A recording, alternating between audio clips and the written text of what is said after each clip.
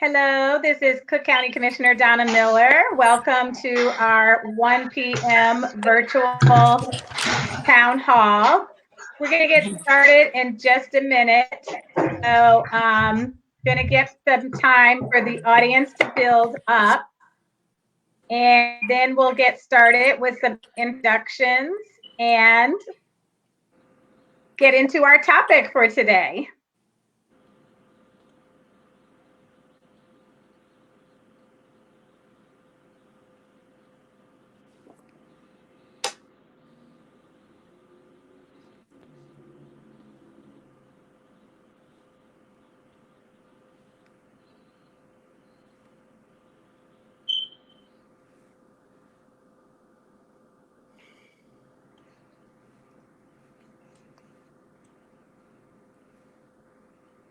We're going to get started in just a minute. So just please bear with us. And for our panelists, I'm going to mute your microphone right now. You also have the opportunity to mute it yourself, but you can't mute it if I mute it, just so you know. So you mute it. I forgot to tell you that.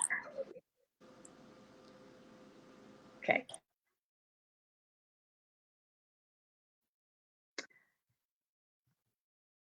So hello, everyone. I'm going to get started just so we can be conscious of time. I want to welcome you to our virtual town hall series focused on COVID-19 in the Southland. And although we say we're focused on the Southland, many of these topics and speakers' expertise apply beyond just the Southland. Today's topic is so important. It's on mental health, addiction, and spirituality. So before I get started, I did want to cover some data with you. First, for those who don't know, I'm Cook County Commissioner Donna Miller. I'm of the 6th District, and that includes 36 municipalities in the southwest suburbs. For those who also may not be aware, Cook County is the 2nd largest county in the entire country, and it's located outside of the city of Chicago. So the reason for our discussion today is on mental health, addiction, and spirituality is because the pandemic that we're in right now, it affects people in many different ways. I will remind you of the data that we have related to COVID-19. And the number of cases in Illinois is 58,505 cases. And we have had, unfortunately, 2,559 deaths in Illinois. Now, since we're focused on the Southland, I want to extrapolate the numbers as it relates to Southern Cook County or suburban Cook County. So all of the suburbs, that's everything outside of Chicago. The number of cases are 16,356, and unfortunately, 632 deaths. As we've heard many updates from Governor Pritzker, who's been doing a great job of keeping us informed, explaining the reasons why we have extended this stay-at-home order, and it is to keep us all safe. So I just want to reiterate that it's important for us to stay home, stay safe, wear a mask, because that was instituted starting on May 1st. And we know that people are out without masks. We protect ourselves. We must really be diligent in that. So the unfortunate thing too about these numbers that I just do is that the magnitude of these numbers is really difficult for some people to deal with. So that is why we are so fortunate to have an expert panel here today to share their expertise on the subject matter at hand. So I'll just introduce each person and then I'm going to let them speak. So first we have Felicia Houston, who is Behavior Health Community Development Liaison for University of Chicago at Ingalls Hospital. Brian Hazard is the Vice President of Clinical Services at South Suburban Council. We have Jen McGowan Tumiki, who's Associate Director of NAMI Chicago. George Barassi, who is the owner of True Heights Treatment in Chicago Heights. And we also have evangelist Grace Little Hinton of Monument of Faith Church. So I'd like for each one of them to go through and introduce themselves and tell us a little bit about what you do, how the pandemic has changed in your practice or what you normally do, and just give us a little insight from your perspective. So first, I would like to have Felicia speak, and she can introduce herself again. Thank you, Felicia, and thank you all so much for being here. Okay, well, thank you. Good afternoon, and thank you, Commissioner Donna Miller, for this opportunity. It's interesting because when I watched your live last week, I was like, it would be a great idea to do one of these on mental health. And then I received that text from you, and I was like, see, we were thinking along the same lines. So thank you so much for this opportunity. So I'll just give a little bit about myself. My name is Felicia Houston, and I'm with U Chicago Medicine at Ingalls. I'm with the Department of Psychiatry. I'm a licensed clinical professional counselor with more than 20 years of experience. And my job is to go out into the community and educate the community in regards to mental health concerns. And I specifically focus on the South suburbs. How the pandemic has affected us. We provide services, first of all, for adolescents ages 12 to 17, as well as adults and older adults. Since the pandemic, we made the decision to close our adolescent inpatient unit because adolescents and social distancing just don't go together. So we made a decision to close our inpatient unit, but we're still providing outpatient services. The pandemic has affected us because now we're doing everything virtually. So when people call and they need assessments, we're doing them virtually. If someone presents with COVID symptoms and then they need a psychiatric evaluation, that is done virtually. So we're still doing groups virtually. We're doing individual counseling virtually. And so everything we've had to shift. But even coming into the hospital has shifted. So we can no longer just walk into the building. You have to stand in a line and you have to get your temperature checked. You have to get a new mask. You have to get new gloves. So I would say during this pandemic, this is the first time I think that everyone is on the same playing field, because I think everyone is experiencing some level of anxiety with this pandemic because nobody knows. Like, we're all experiencing that high level of uncertainty. Like, we don't know what to expect today, and we don't know what to expect tomorrow, next week, or at the end of this month. So we continue to do the work that we're here to do, but we just had to change. So like we have therapists who had never used Zoom before. So we had to get a corporate Zoom account and things of that sort. So it just required us to just have a different mindset in regards to providing quality services for our clients and patients. Well, thanks, Lisa. We're going to move on to Brian. Brian, can you just take a moment to introduce yourself and tell us about the services you provide? Absolutely. My name is Brian Hazard. I'm the Vice President of Clinical Services here at the South Suburban Council on Alcoholism and Substance Abuse. The council has been a residential treatment facility here in the South Suburbs for over 45 years, and we continue to provide both outpatient and residential substance use disorder services specifically to the residents of Cook County. We're located in East Hazel Crest, and we are committed to continuing to provide those services to individuals who are low income and local in order to be able to address the services that are desperately needed by the Cook County area in regards to the opioid epidemic that continues to ravage our community, in addition to all of the other alcohol and substance use disorder services that are required. We also provide mental health services, and we continue to ramp up our efforts to do that. Again, this is a sorely needed service in our community, and now we are trying to do both of those things in consideration of the coronavirus and all of the challenges that sort of are brought to light as a result of the situation that we find ourselves in right now. Well, thank you, Brian. So next we'll go to Jen. Let me, hold on one sec. So Jen, please just take a moment and tell us about your organization and some of the resources you have available. Absolutely. Thank you so much, Commissioner Miller. I'm so happy to be here with you all today, virtually. I'm Jen McGowan-Tomke. I'm the Associate Director at NAMI Chicago. We are the Chicago affiliate of the National Alliance on Mental Illness, which is an organization, our specific organization in Chicago. We work with individuals in the Chicagoland area, supporting people living with mental health conditions, supporting family members, supporting professionals that are engaged in the mental health system, with really the goal of providing connection and hope and resources to individuals who may need that related to their mental health and wellness. So we do that in a variety of ways. We do that through our helpline that we run at NAMI Chicago, which is open 7 days a week to support individuals who are navigating the mental health system, are experiencing mental health stressors that they want to talk through with someone, that are supporting a loved one that they care about in trying to connect to care. So we do a variety of things on our helpline, but we primarily do that by meeting people where they are, identifying what's going on, and trying to build resources and supports around them using the strengths that they already have.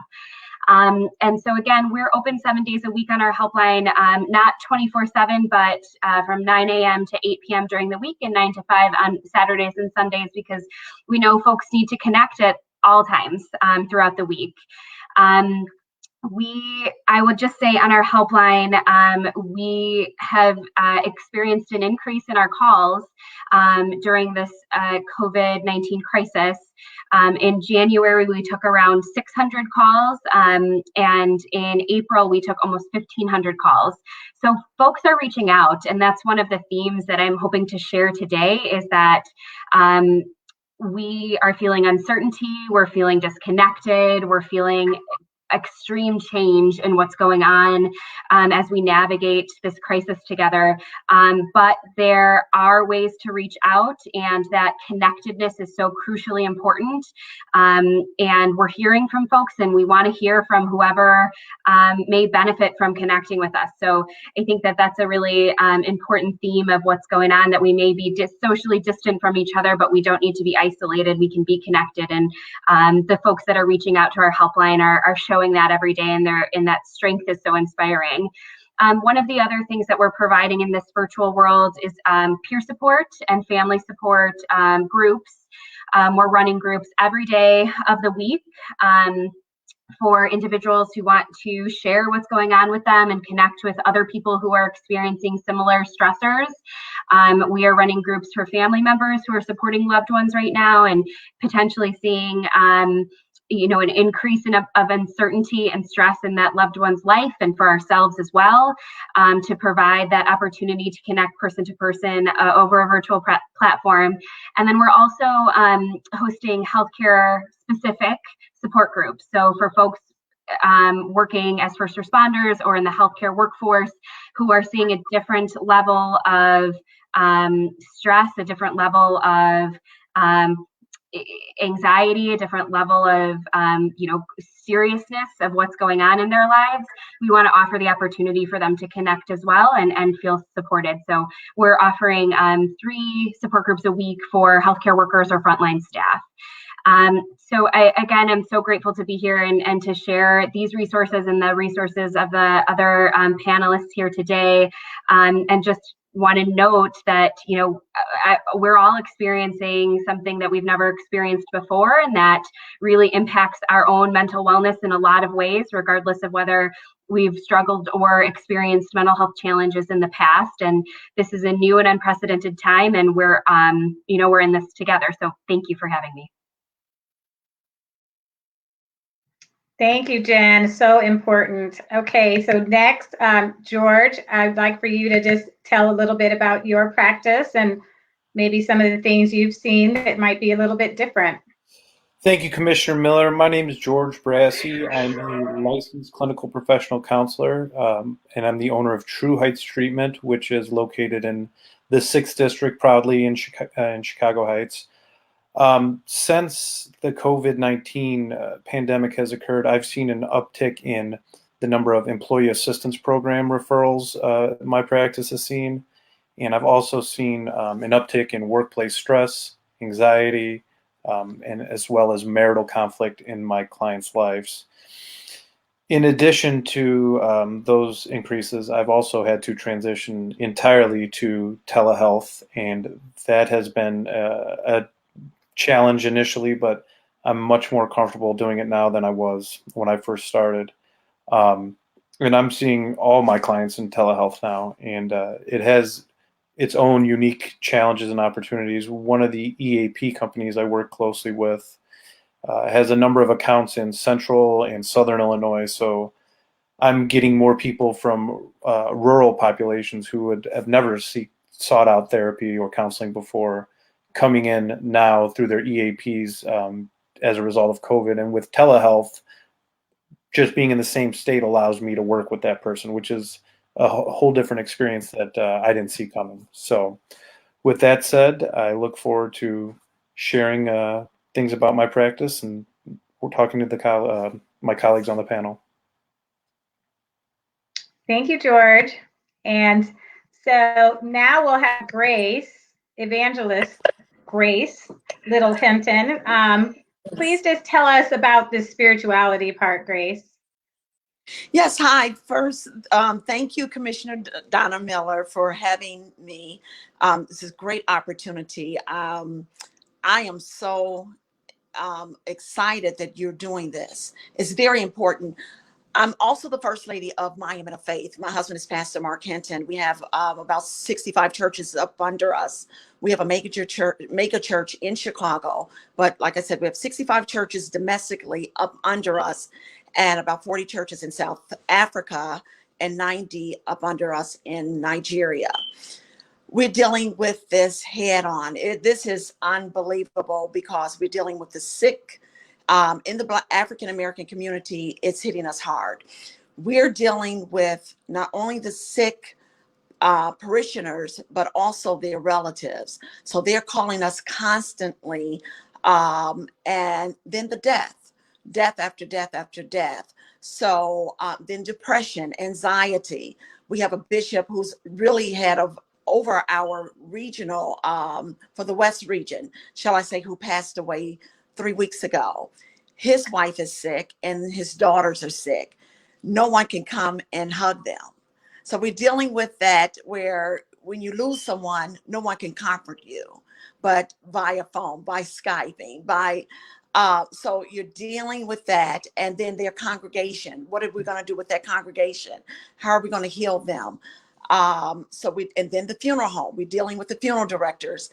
The hospital, people are used to their pastor or elders coming to the hospital to see them, their loved ones. We can't get to the hospital now because it's not safe. So we have to constantly build them up, motivate them, pray with them. So it's really being on the front line at all times. And then you're talking about, I just got off the phone with a lady who lost her son with suicide 3 years ago. She was actually beginning to cope, been in counseling, professional counseling, and now being cooped up and the shut in. Her thoughts are coming, which before she was coping. She's not coping anymore. So she's just needing to be built up. So we're getting those type of calls on a regular. So what do we do with that? We have to build them up. We have to pray. We have to show them how to connect to their power source. And while they are getting professional help, while they're seeing the panelists, someone on one of the panelists, we are also like, let's build you up. Let's motivate you. How do we get hope back into you? We don't want you to commit suicide. We don't want you to lose out. So that's what we're dealing with. So I appreciate you having this. And later I will talk more about how we're doing this. And so thank you. Thank you, Grace.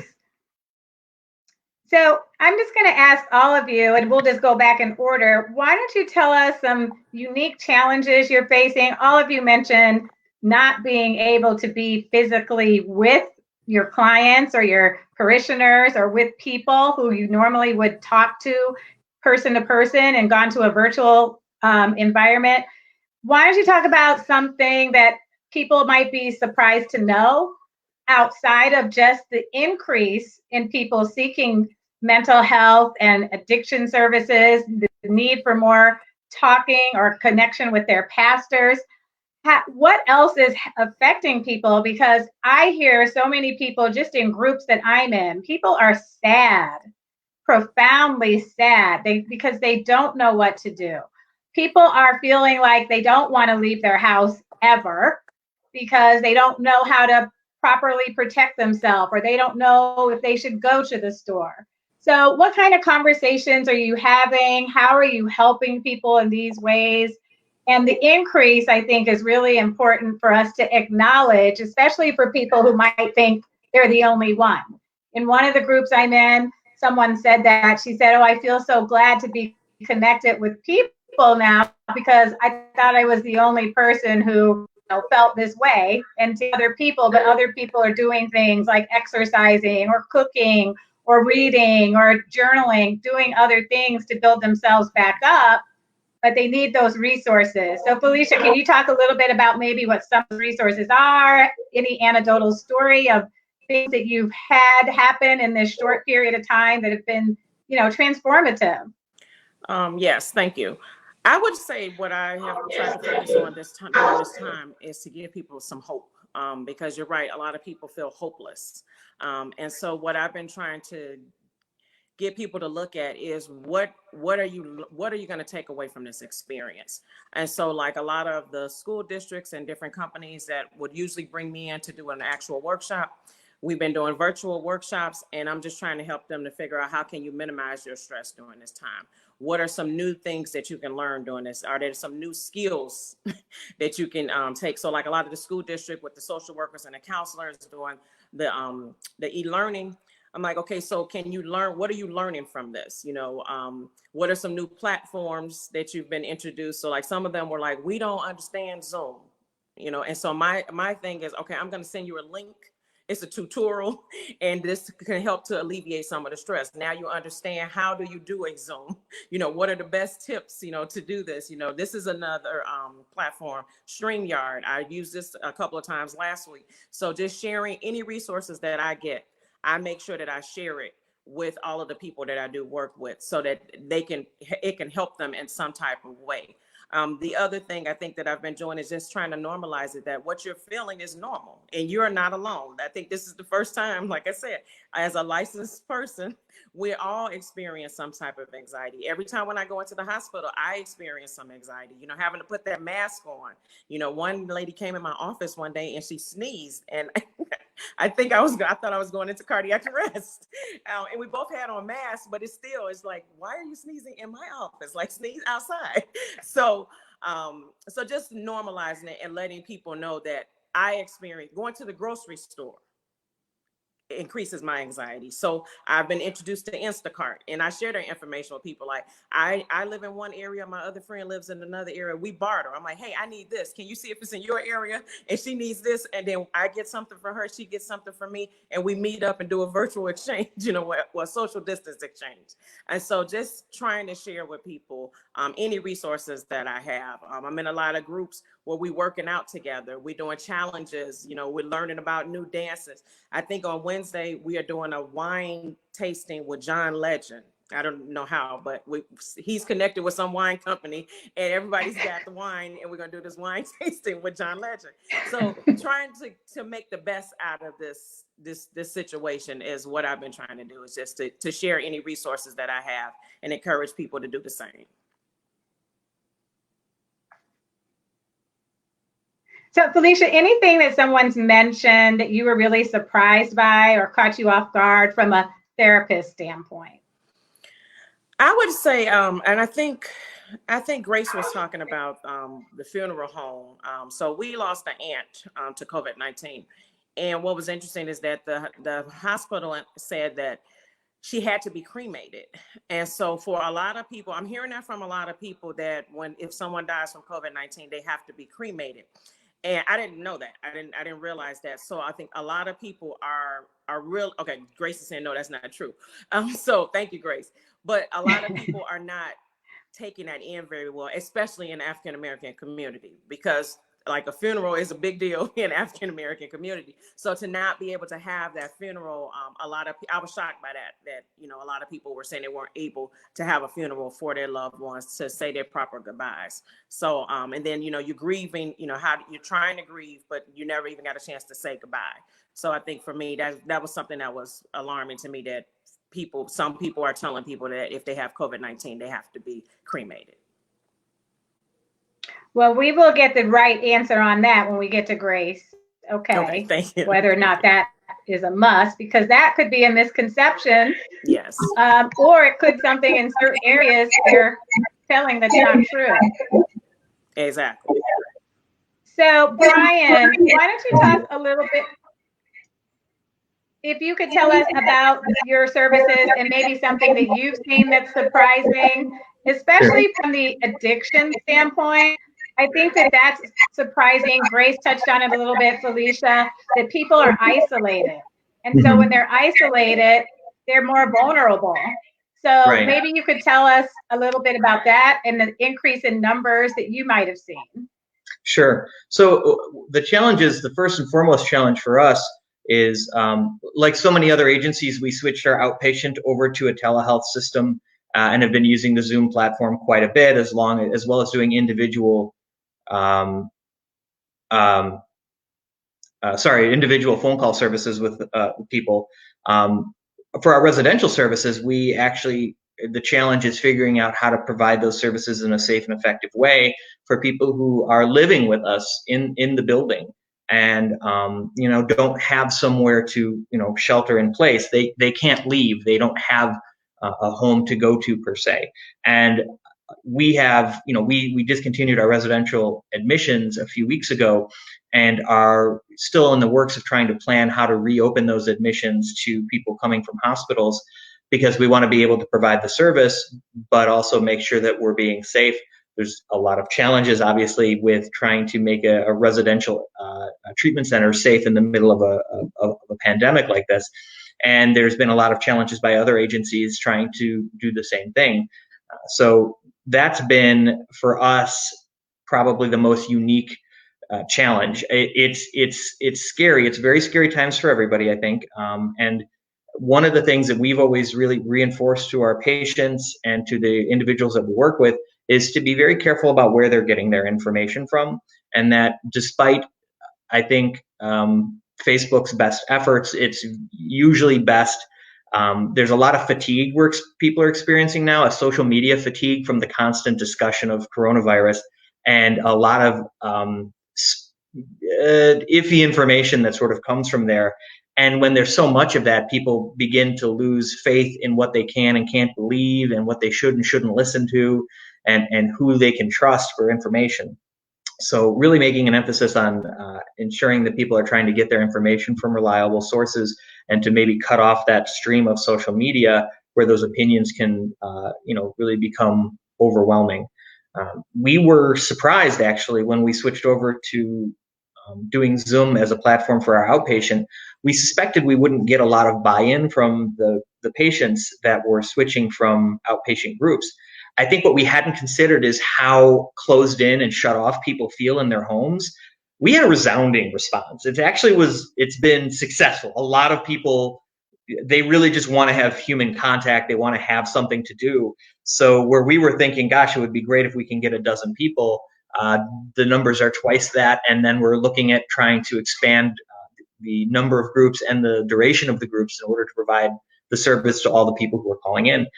We also suspect that the increase in outpatient demand is because there is a reduced number of residential services that are available. Even the agencies that have continued to run their residential programs have reduced the amount of people they're able to serve in order to provide for the ability to do social distancing within their units. So if someone was usually having 3 patients in a residential treatment room, they may be doing 1 or 2 now, which cuts down on the availability. You mentioned what have we seen as far as a big increase. The number of relapses that are happening right now for people who especially are in early recovery, we're seeing a really big increase, just like we're seeing, I think others who work in the mental health field will agree, that there's increased anxiety, increased stress. So all of those symptomatic issues are coming up. relapse has become something that's pretty substantial, and that's being seen not only by the treatment field, but also it's being voiced as a concern by those that are in the support group communities, the 12-step fellowships, smart recovery, and that sort of thing have also indicated that it's very hard for someone to try to get clean right now, because one of the biggest foundational aspects of getting clean is the social structure to, making new connections, making new relationships. And, for example, if it was a 12-step meeting, they'd be going to meetings and finding a sponsor.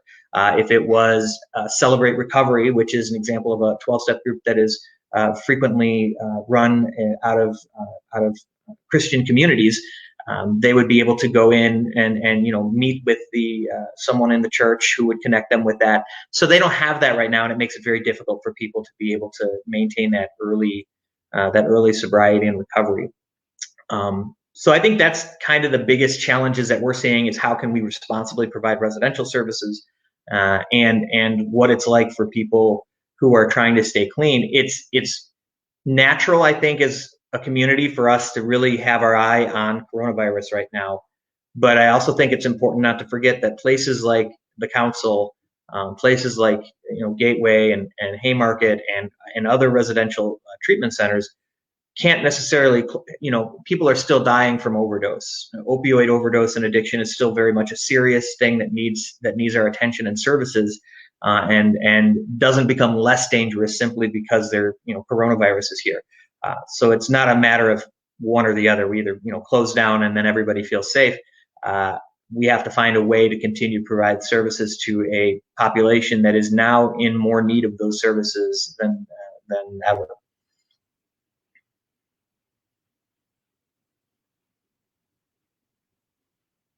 Brian, that is an excellent point that honestly I can say I had not heard until we talked, because we just don't hear it in the news right now about people who are in recovery and what that looks like.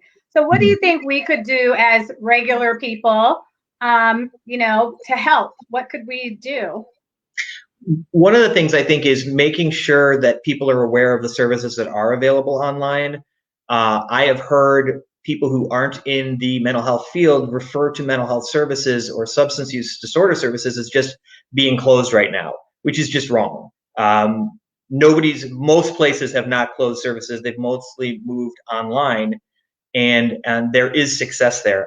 There are links available for both of the, AA and NA are probably the largest of the 12-step groups, but also Smart Recovery, which is a 12-step alternative.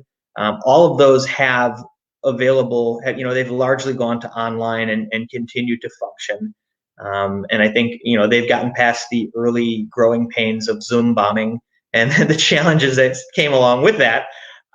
So those services are available. So making sure people know that that's available, but also reaching out to people that that are experiencing substance use disorder. If you have a family or loved one who in the past has struggled, even if they were clean the last time you talked to them, they may be struggling with that very much right now, because what a lot of people are discovering is that idea that now that we're all stuck in the house, there's all these things that I was always going to do, and now I'm going to do them. But if people were struggling with mental health issues that kept them from doing those things in the first place, those are still going to be struggles, and now there's nothing to distract them from that, similar to what Grace was saying. And so now everything seems a little more amplified. So they need that personal contact as much as possible. If it's a phone call, Zoom meeting, whatever the case may be. A lot of people don't know that Zoom is free. If you're just talking from person to person, you don't need to pay for an account. You can make a Zoom contact with someone at no cost for an unlimited amount of time. So that makes it very easy for people to do voice chat or video chat over their phones, especially people who are Android and not iPhone. I know iPhone has FaceTime, and people can do that very quickly. If somebody doesn't have the same brand phone, then something like Zoom does make it possible. I know I sound like an advertisement for Zoom right now, but it has been really a helpful platform for so many people. And so, kudos to them in that regard. And no, it's good to know. I don't know if everyone knows that. And then when, you're talking from different platforms of phones, so it's important. So thank you, Brian. Sure. So next, Jen, why don't you talk about some of the other additional things that you've heard? I mean, That statistic that you gave us was very important to understand, that you had more calls on your hotline.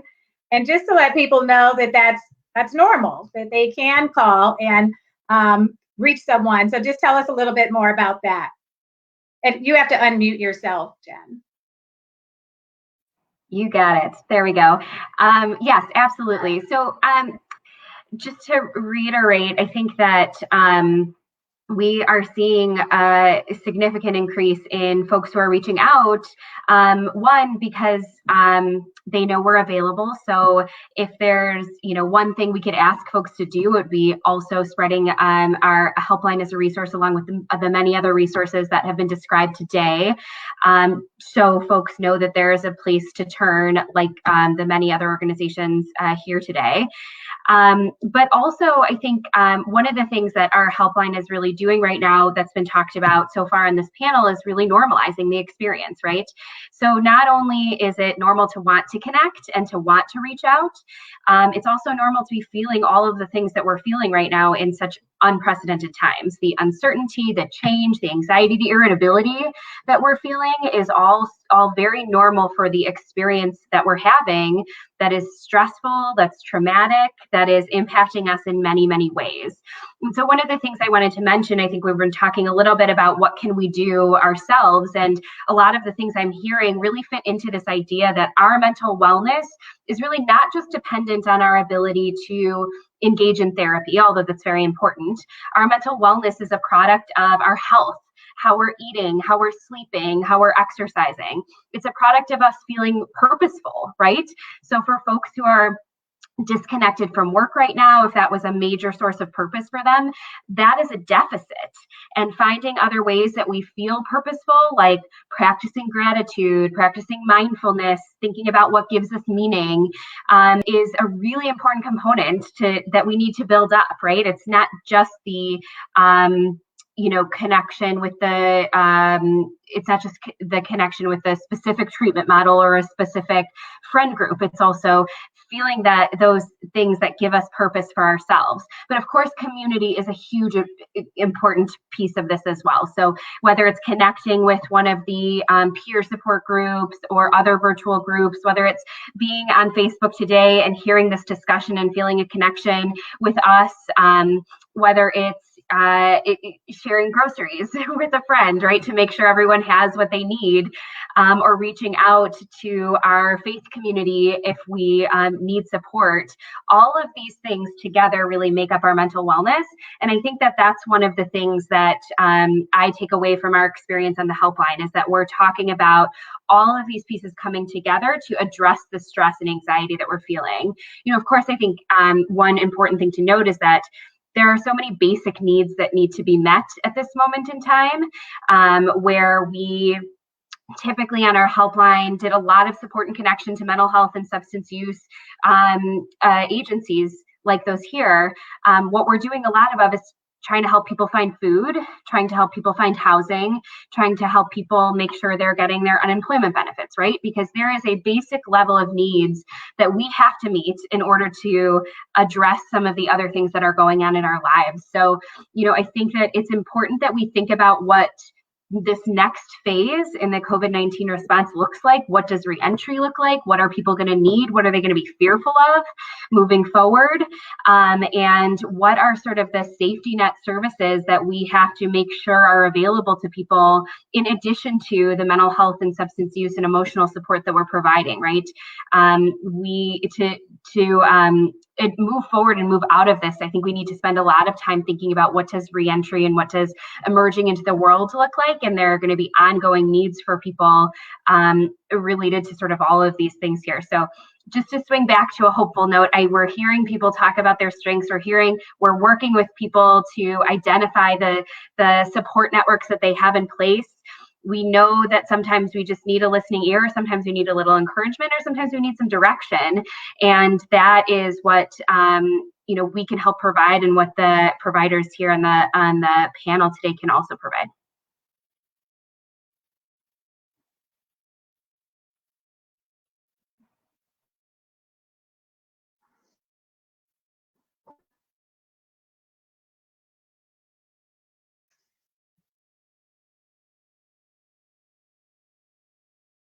Okay. So George, I just wanted to go and talk a little bit about what you mentioned that people might not have thought of. You mentioned EAP, so that's your Employee Assistance Program, and that's through your insurance. Maybe you could explain that a little bit. And then you said you've gotten an increase in calls on that as well. So that might be something, another resource that some people may not thought of. And the reasons why you even mentioned, like in rural communities where they didn't, normally seek out any type of behavior health. Now they are. Maybe you could just tell us some of the reasons why you've heard people calling you now and how it's helpful. Sure. So the Employee Assistance Program may or may not be the same health insurance vendor as your health insurance that your employee provides. A lot of times, major corporations or governments who employ a lot of people have a need to invest in their people. So the Employee Assistance Program usually is a separate benefit from the health insurance. And with most EAP sessions, the employer has an arrangement with a vendor where they can provide up to 6 or 7 free sessions to the employer, to the employee as a benefit of being an employee there. So usually the EAP is a great stepping stone into a person entering into a longer term relationship with a therapist. I'm also seeing an increase in EAP services from rural populations throughout the state of Illinois. It is a really nice benefit for people to have as their employers give them this benefit to invest in themselves. So I highly recommend people looking to their EAP benefits because almost everybody has them. Most major employers do.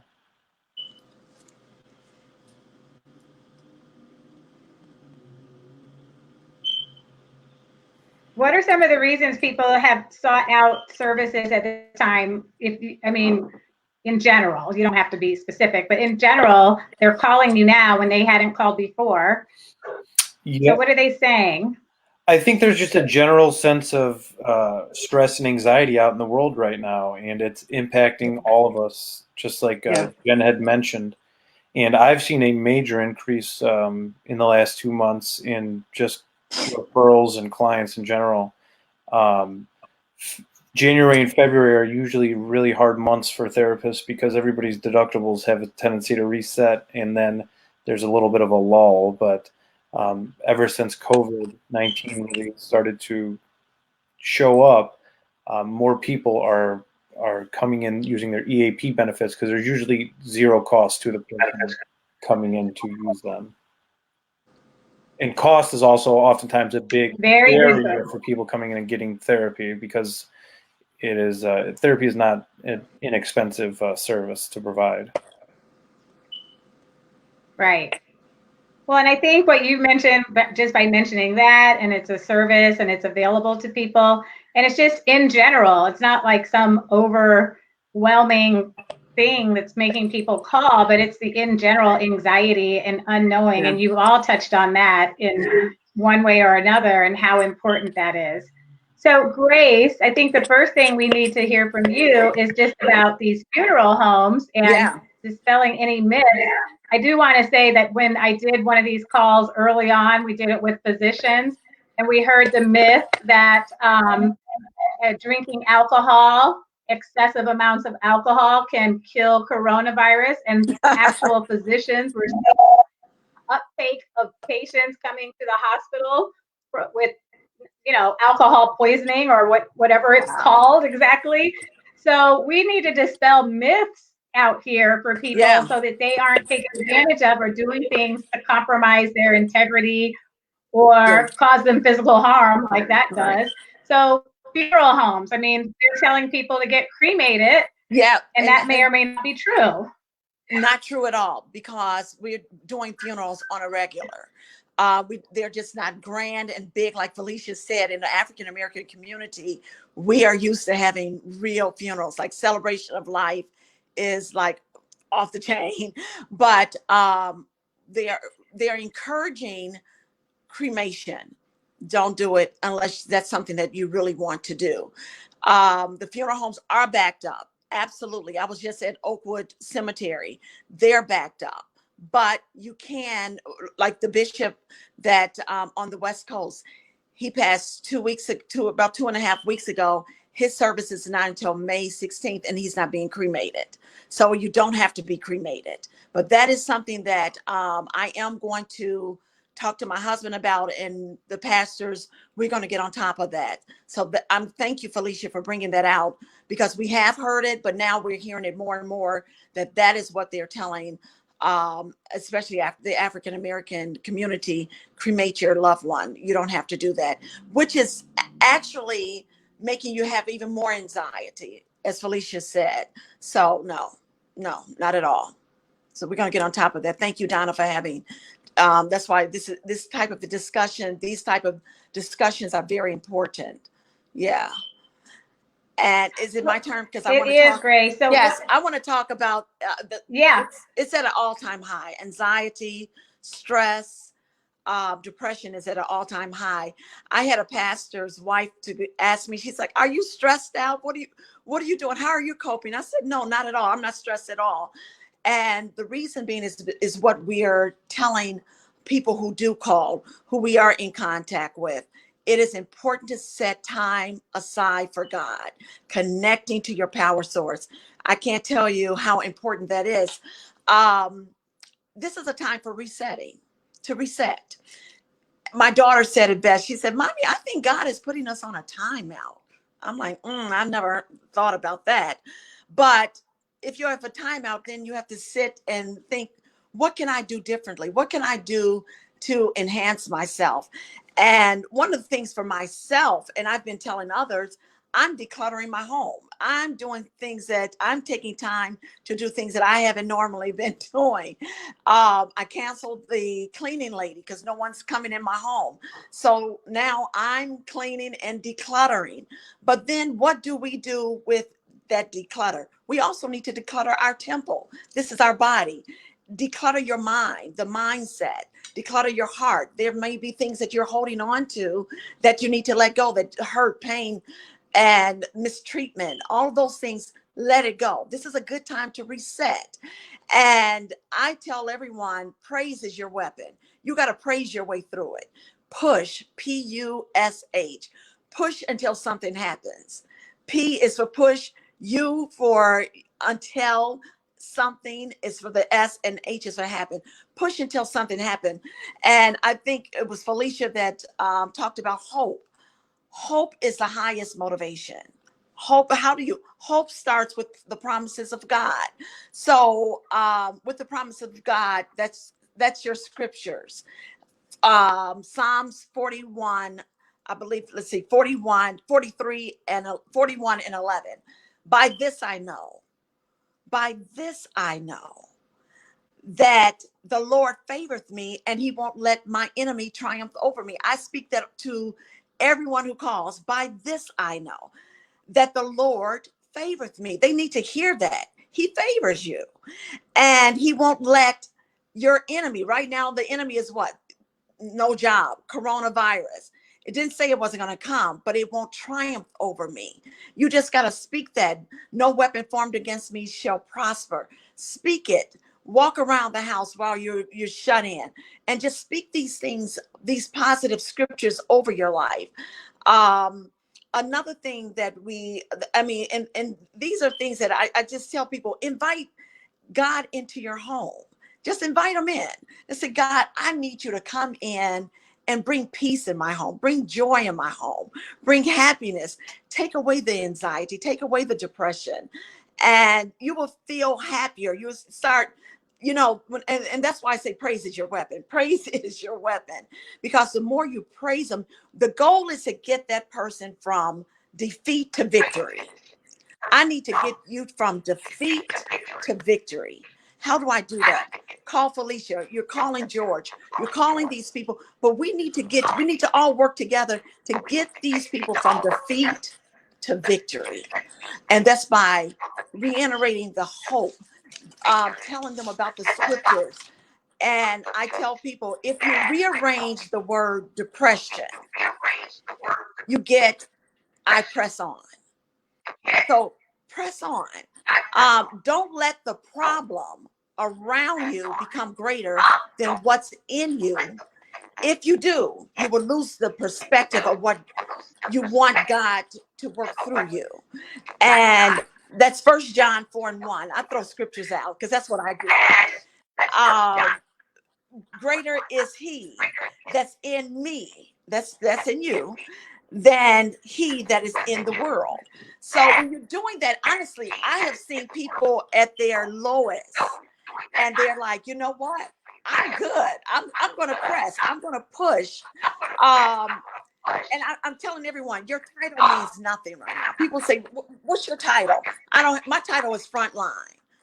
And everybody should be working towards being a frontline person. What can you do to make someone else happy? Go get groceries for the senior citizen. Drop it off at the door. One of the things that we have done at our church is pretty organized. And I encourage other churches to do this. And we are encouraging other churches that are not under us or affiliated with us to do this. We have a social services department. So you can call the church and we can connect you to the social services ministry, and they will help you with housing. They will help you with food. If you need food, we have food drives. But one of the main things we organize just before we close the church. We organize because we have a large church. We have captains. So we have leaders who are captains, and they may have like 50 people per captain. And they call people on a regular, checking on them. That person can call their captain. They can call us. I mean, we have a big church, but I'm one of those people that I'm the first lady, but I pick up the phone. But they have a captain that they can talk to. My mother's 84. And she has a captain. It's not me. She has someone, and she tells me, because I have a quarantine, because we have encouraged all the seniors to be quarantined at this time. If you need groceries, we have deacons that will drop them off. Your captain can drop the groceries off to you. And my mother would call me. She's like, you know what? My captain called me today. I just got off the phone. And it makes them happy. So you can be a captain. I tell everyone, you don't have to wait for your church to organize you to be a captain and be a frontline person. You become that frontline person. Drop the groceries off. There's a senior somewhere. You don't have to know them. It's just, can I help you? Can I get the groceries? You stay in the house. And another thing, I was at Whole Foods. I saw the gentleman. He was an older man, and he was cleaning off the cart. He was cleaning off the carts for us to be safe. Now watch this. This is at Whole Foods. I got into Whole Foods, and I see everyone. This is before the mandate of the face mask. Everyone had a face mask but him that was working. And when I came out, I said, "Where's your face mask?" And he said, well, I think they may have run out. I'm not sure. I said, hold on. I have some in my car. And I came back out and I gave it to him.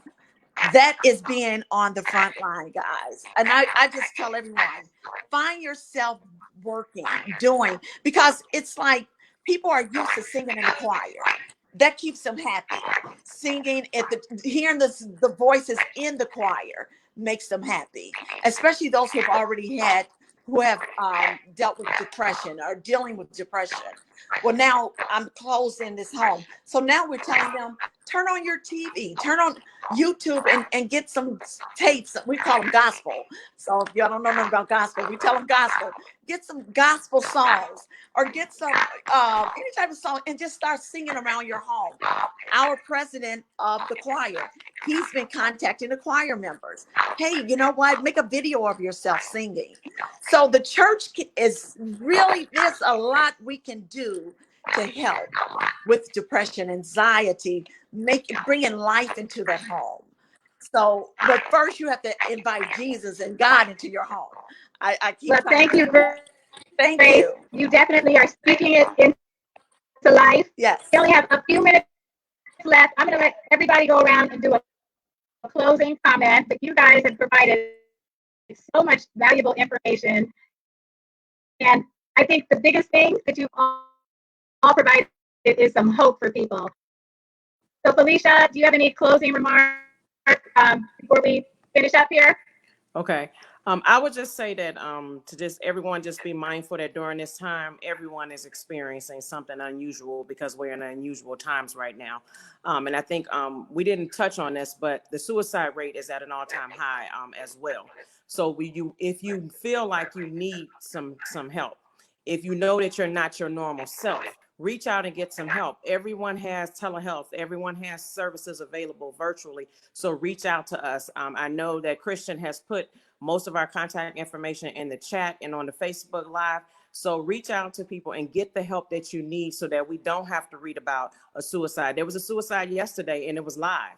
So it's real. So, and everybody is experiencing some type of depression, but depression and suicide is connected. So when you don't get the treatment that you need, it can lead to suicide. So please get the help that you need. We're all here and we're all in this together, and we're trying to save lives by just addressing the situations that everyone is experiencing right now.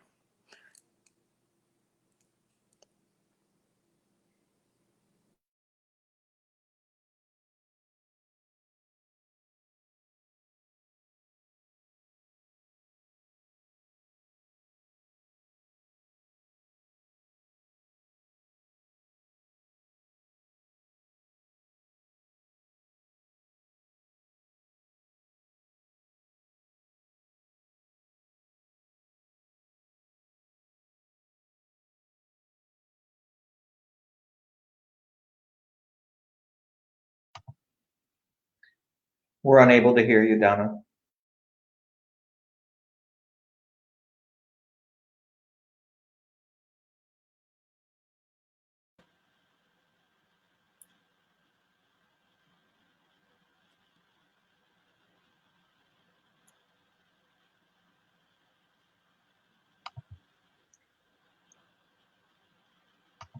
Hey, yeah, I just wanted to sort of follow up with what Felicia was saying and encourage people to take advantages of the services that are out there. And I think that normalizing some of this anxiety is really important, right?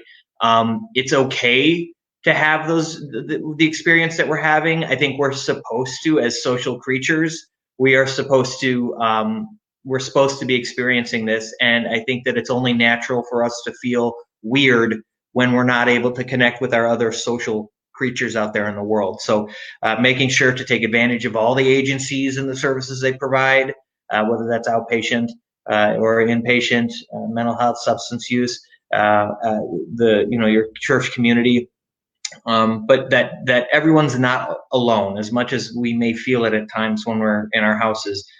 That there are ways to be able to reconnect with each other, and that we will get through this. Ultimately, this is a new experience, but it's not our last experience. We are going to come out the other end of this, and while things may look a lot different than they do now, it's going to be different. It's not going to be bad. So thank you so much for allowing me to participate in this, and appreciate everybody's time today. And I would just like to wrap up and thank Commissioner Miller for inviting me to participate on this panel. And I've got some history with Ingalls and the South Suburban Council. I used to work at both those places, and I know you're doing a lot of great work at those places. So if you want to learn more about me and my practice, you can go to www.trueheightstx.com, and we are accepting new clients, and we have telehealth for now, but hopefully we'll get back to in-person sooner rather than later. So thanks again, Donna, and I'll give the mic off to Jen. Thank you. Also, thank you to Commissioner Miller for pulling this panel together and the opportunity to speak. I'll also just echo that you're not alone. You're not alone in experiencing this, and you are not alone in wanting to connect with others right now. And so please give us a call. Feel free to reach out. You can reach us at 833-NAMI-CHI, N-A-M-I-C-H-I. We'd love to connect with you and continue this conversation that's started here today, which has been so meaningful and so helpful. Thank you. Looks like I will turn over to Grace. And you'll just need to unmute yourself. Okay, can you hear me? Thank you, Commissioner Donna Miller, for being a leader and allowing God to use you. because we need you. We need leaders like you. We're all being tested right now, but you can't have a test without a testimony. And remember, your current situation is not your final destination. So we're going to get through this. If you need a captain, if someone is listening, if your aunt, your relative, or just your loved one, you need someone to pray with you, you can call our church, and that will be, if I think, Commissioner Donna, you'll have the church information if someone needs to have prayer, but it's 773-918-0182. And I also will leave my email. I'll get back with you, but we're here to be with you, to hug you, a virtual hug, and to pray with you. Thank you so much for having me. And we are going to get with the funeral homes and the directors and the hospitals about this cremation immediately. Thank you.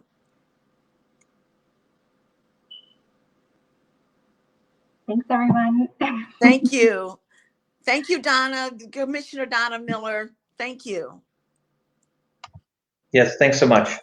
Thank you. This has been wonderful.